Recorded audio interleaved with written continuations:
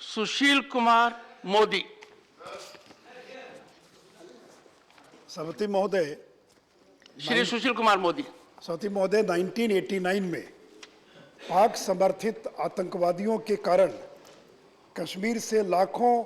कश्मीरी हिंदुओं को, खास करके कश्मीरी पंडितों को पलायन करना पड़ा। 3 दशक से ज़्यादा हो गए वो देश के अलग अलग हिस्सों में बसे हुए हैं और उनको मैसेकर, मास रेप, जेनोसाइड के दौर से गुजरना पड़ा था। इसी को ध्यान में रखकर जो डीलिमिटेशन कमीशन बना था जम्मू कश्मीर के लिए, जस्टिस रंजन देसाई की अध्यक्षता में, उन्होंने रेकमेंड किया है कि जम्मू कश्मीर की विधानसभा में कश्मीरी पंडितों के लिए 2 सीटें रिजर्व करने की उन्होंने अनुशंसा की है। इस 2 सीट में से 1 सीट महिला के लिए होगी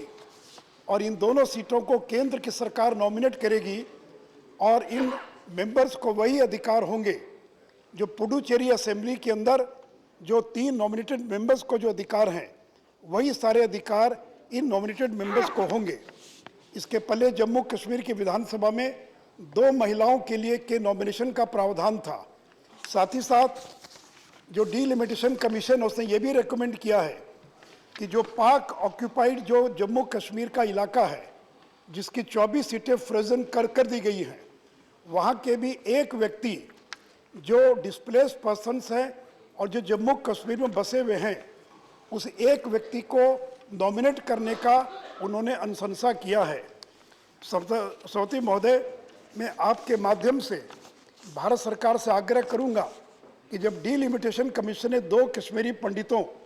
और 1 पाक ऑक्यूपाइड कश्मीर के डिस्प्लेस्ड पर्सन को नॉमिनेट करने का को रेकमेंड किया है, तो जो जेके रीऑर्गेनाइजेशन एक्ट है 2019, उसमें संशोधन कर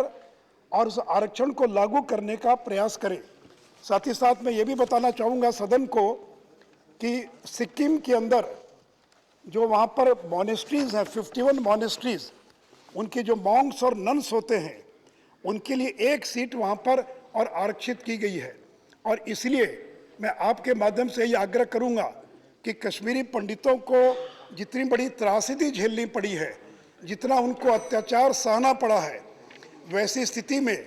अगर डीलिमिटेशन कमीशन ने कश्मीरी पंडितों के लिए 2 सीट रेकमेंड किया है